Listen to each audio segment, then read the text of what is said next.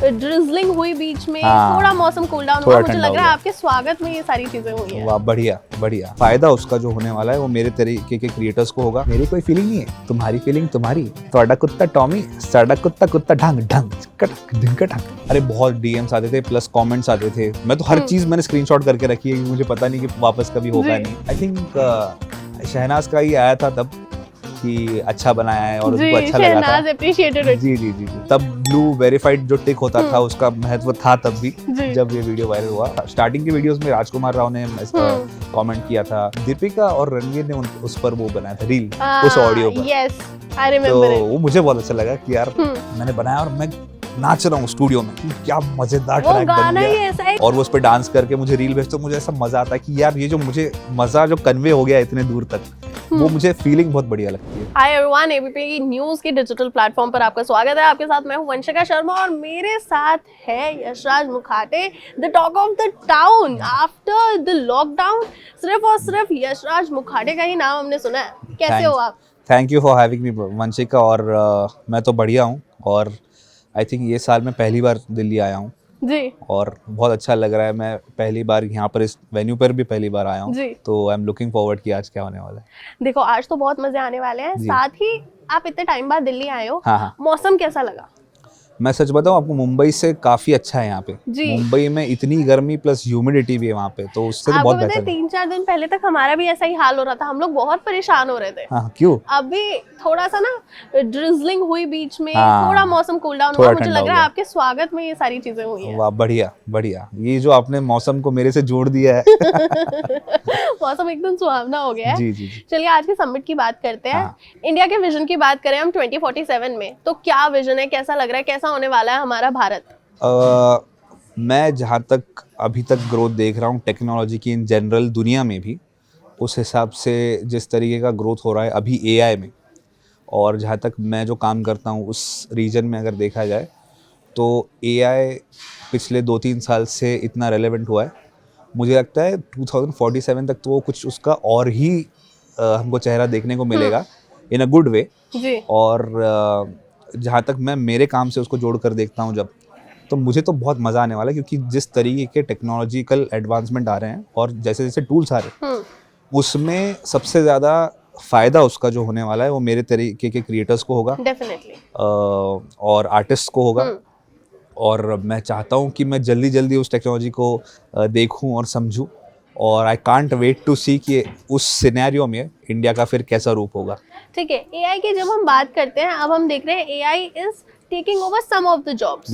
बीच में एक ऐसी स्टेटमेंट आ गई थी कि AI will take over all the jobs, तो सब लोग बहुत टेंशन में आ गए थे। क्या लग रहा है, एआई सारी जॉब्स टेक ओवर कर लेगा?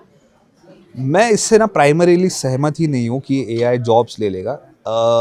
आज ही सुबह मैं एक चीज़ देख रहा था जहाँ पर जब कैमरा की इन्वेंशन हुआ था उसके पहले लोग पेंट करते थे। आपको देखा, आपका फोटो पेंट कर दिया, और जब कैमराज आए तो सारे आर्टिस्ट डर गए थे कि यार आप तो क्लिक करके सारा कर दोगे तो हमारा तो काम खत्म हो जाएगा। तो हमेशा जब भी टेक्नोलॉजिकल कोई भी एडवांसमेंट आया है लोगों को थोड़ा उसका थ्रेट महसूस हुआ है, और एआई जैसा चीज़ जो कि इतने अच्छे से रेप्लिकेट कर पाती है आर्टिस्टिक चीज़ों को भी, उसको देख के डर लगना नेचुरल है, पर मैं उसको एक अपॉर्चुनिटी की तरह ज़्यादा देखता हूँ। एक टेक्नोलॉजी, एक मैं उसको टूल की तरह देखता हूँ। जैसे कैमरा अगर आ भी जाए तो आपको फोटोग्राफर तब भी लगेगा जी। फोटोग्राफी स्किल आप नहीं वो कर पाओगे, स्किल आपको सीखनी पड़ेगी जो ह्यूमन माइंड से आती है। तो मेरा उस पर टेक ऐसा है कि डरने का तो इसमें कोई ज़रूरत मुझे लगती नहीं है। It is just going to be more and more efficient, more and more productive, and it is just going to be helpful, I think. जी, इसका मतलब हम सम अप ऐसे कर सकते हैं, एआई का खुद का तो दिमाग है नहीं, उसको ऑपरेट करने के लिए एक बंदा बिल्कुल चाहिए। हाँ, वैसे भी कह सकते हो, लेकिन एआई का, आर्टिफिशियल इंटेलिजेंस का मतलब ही है कि वो अपना खुद का दिमाग भी पैदा कर सकता है, उसमें उतनी क्षमता है। पर हमको क्या चाहिए, डिजायर्ड, मैं इंजीनियरिंग में सीखा है मैंने, इसलिए थोड़ा आपको बता रहा हूँ कि डिजायर्ड इनपुट और डिजायर्ड आउटपुट। तो डिजायर्ड इनपुट ह्यूमन माइंड में पहले आएगा कि मुझे चाहिए क्या इससे।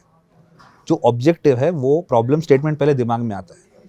हालांकि हो जाएगा ऐसा कि आपने कुछ इनपुट दिया, आगे जाके एआई डायरेक्टर्स आ सकते हैं, एआई म्यूजिक डायरेक्टर्स आ सकते हैं, एआई क्रिएटर्स ऑलरेडी अभी है, बहुत सारे ब्रांड्स एआई क्रिएटर्स यूज करते हैं। लेकिन उससे चाहिए क्या मुझे, ये उसको बताना पड़ेगा किसी को।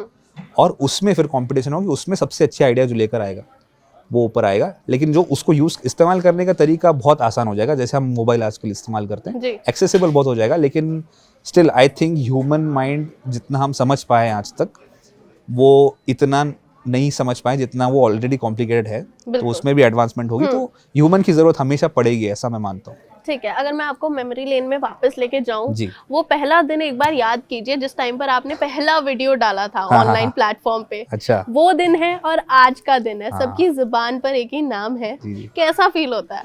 वो तो मैंने वीडियो है भी और मेरे YouTube चैनल पे है। 2010 या 11 में मैंने पहला YouTube चैनल अपना वीडियो डाला था और वो हैंडी कैम पर शूट किया था। आप देख सकते हैं मुझे, मैंने ऐसे हैंडी कैम रखा, शूटिंग ऑन किया, आप मुझे देख सकते हैं मैं वापस आ रहा हूँ, मैं अपने कीबोर्ड पे कुछ बजा रहा हूँ। तब खैर मैं आर्टिस्ट भी इतना अच्छा नहीं था, तो ठीक ठाक कुछ बजा रहा हूँ और वापस जाके उसको बंद कर रहा हूँ। तो फिर वो हैंडी कैम में अपना वीडियो देखना, फिर उसको अपलोड करना, और तब कुछ ऐसे व्यूज़ आते थे 80-90 व्यूज़, जो पास के लोगों ने शेयर किया, फेसबुक पर जाता था तब से लेके फिर मैं अभी देखता हूँ, फिर 1 मिलियन आ जाता है तो व्यू लगता है कि यार थोड़ा वीडियो चला नहीं शायद। तो फिर मैं सोचता हूँ यार 80-90 व्यूज़ से अगर हम 1 मिलियन तक पहुँच पाएँ तो सही डायरेक्शन में जा रहे हैं। तो उसमें तो मैं कंपेयर करके देखता हूँ कि एज एन आर्टिस्ट भी, क्योंकि मैं हर चीज़ डॉक्यूमेंट करता गया हूँ इतने सालों से, तो मैं एज अ सिंगर कैसा इम्प्रूव हुआ हूँ, मैं एज अ क्रिएटर कैसा इम्प्रूव हुआ हूँ, वो देखने को मिलता है। तो एक बहुत अच्छा तरीका है उसका अपने आप को एज एन आर्टिस्ट जज करने के लिए भी, बहुत बढ़िया। अच्छा, आपकी जो मेरी फेवरेट क्रिएशन है ना, हाँ बताइए, वो है शहनाज वाला जो डायलॉग था। जी, वो एक बार हो जाए। मेरी कोई फीलिंग नहीं है, तुम्हारी फीलिंग तुम्हारी, ਤੁਹਾਡਾ कुत्ता टॉमी, साडा कुत्ता कुत्ता ढंग ढंग कटक ढंग कटक, बस इतना ही था उसमें तो। वो इतना था, लेकिन वो इतना वायरल हुआ। जी। उस टाइम पर डीएम्स किस हिसाब के होते थे, अगर कुछ याद हो इस टाइम पर? अरे बहुत डीएम्स आते थे, प्लस कमेंट्स आते थे। मैं तो हर चीज मैंने स्क्रीनशॉट करके रखी है कि मुझे पता नहीं कि वापस कभी होगा नहीं, क्योंकि एक वीडियो वायरल होना एक बहुत मतलब once in a lifetime चीज़ है, जो मेरे साथ हुआ था कि एक रात में एक वीडियो इतना वायरल हो जाए, सडनली आपको कोई नहीं जान रहा, सडनली 50,000 1 लाख लोग आ गए।